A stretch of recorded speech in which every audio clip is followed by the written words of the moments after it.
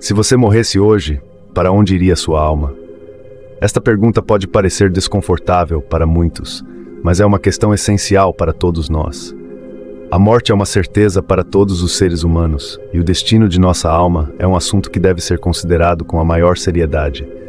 Embora muitas pessoas evitem refletir sobre a morte, a Bíblia nos exorta a pensar no fim da nossa vida e a considerar as consequências eternas de nossas escolhas. Em primeiro lugar, precisamos entender o que é a alma. Em Gênesis capítulo 2, versículo 7, lemos que Deus formou o homem do pó da terra e soprou em suas narinas o fôlego de vida, e o homem passou a ser alma vivente. Ou seja, a alma é a parte imortal de nós. É o nosso ser interior, que permanece viva mesmo após a morte física. A alma é o que nos faz seres humanos, e ela tem um destino eterno, que dependerá das decisões que tomamos durante nossa vida. Deus criou o homem com o propósito de ter um relacionamento íntimo com ele. A morte física, de acordo com a Bíblia, é a separação da alma do corpo.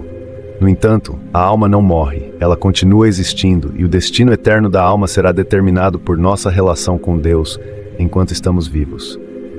Em Hebreus capítulo 9, versículo 27 está escrito: "E assim como aos homens está ordenado morrerem uma só vez, vindo depois disso o juízo." A morte não é o fim da existência, é apenas o começo de uma nova fase, a fase eterna. A Bíblia ensina que existem dois destinos eternos para a alma: o céu e o inferno. O céu é descrito como um lugar de comunhão perfeita com Deus, onde não há dor, nem sofrimento, nem tristeza. Em Apocalipse capítulo 21, versículo 4, lemos: "E Deus enxugará de seus olhos toda lágrima, e não haverá mais morte, nem pranto, nem clamor, nem dor, porque as primeiras coisas são passadas." O céu é o lugar onde aqueles que aceitarem a Jesus Cristo como Senhor e Salvador estarão para sempre.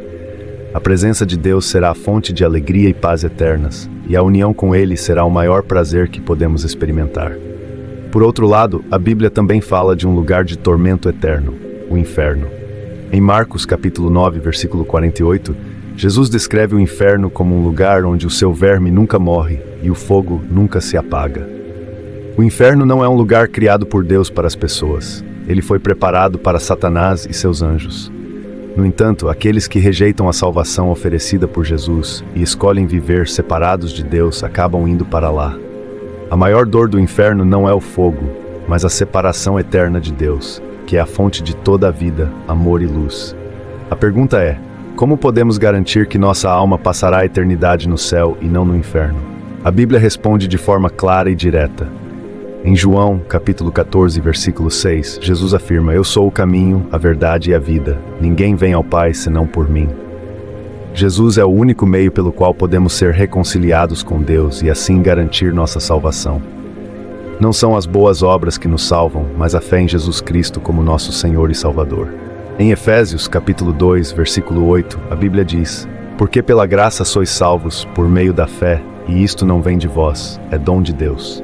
A salvação é um presente de Deus, não algo que possamos ganhar ou merecer. Não podemos confiar em nossas próprias forças ou em nossas boas ações para salvar nossas almas. O pecado, desde o momento em que entrou no mundo, separou a humanidade de Deus.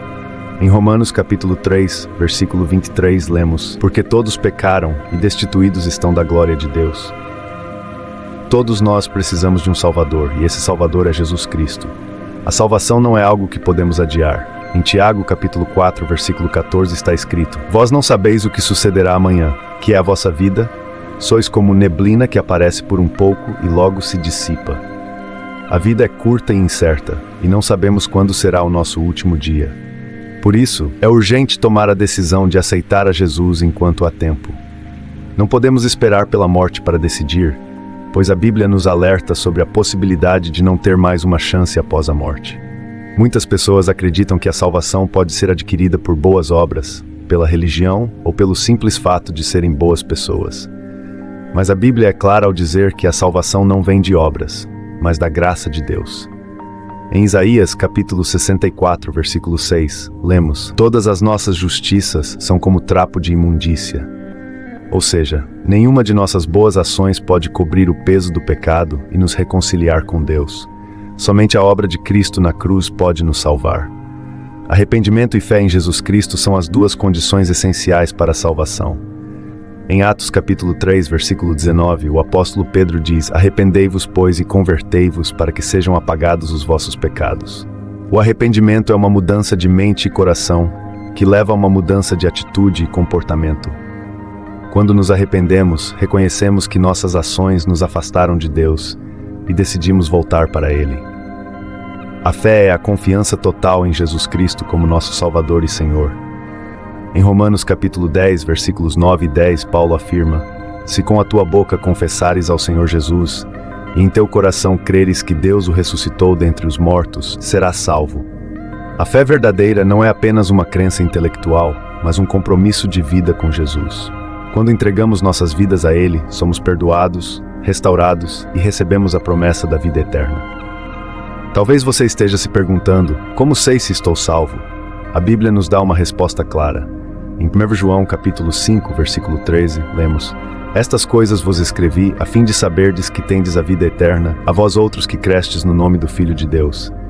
A certeza da salvação vem quando cremos em Jesus e aceitamos sua obra redentora na cruz. E você, já tomou essa decisão? Você tem certeza de onde sua alma passará a eternidade? A Bíblia diz em Apocalipse capítulo 3, versículo 20: "Eis que estou à porta e bato. Se alguém ouvir a minha voz e abrir a porta, entrarei em sua casa e cearei com ele, e ele comigo." Jesus está batendo a porta do seu coração, esperando que você o aceite como seu Salvador. Não adie mais essa decisão. A eternidade é real, e o destino de sua alma depende da sua resposta a essa verdade. O céu e o inferno são destinos eternos, e nossa escolha de seguir a Jesus ou rejeitá-lo terá consequências eternas. Escolha a vida, escolha Cristo, e tenha certeza de que sua alma estará segura em seus braços para sempre. Lembre-se que a morte não é o fim, mas o início de uma jornada para um dos dois destinos mencionados nas Escrituras, o céu ou o inferno.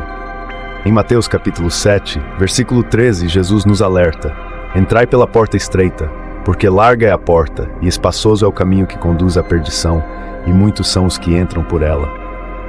Essa passagem nos ensina que o caminho para a salvação é estreito e exige esforço, dedicação e decisão. Muitos escolhem o caminho fácil, o caminho do pecado e da separação de Deus.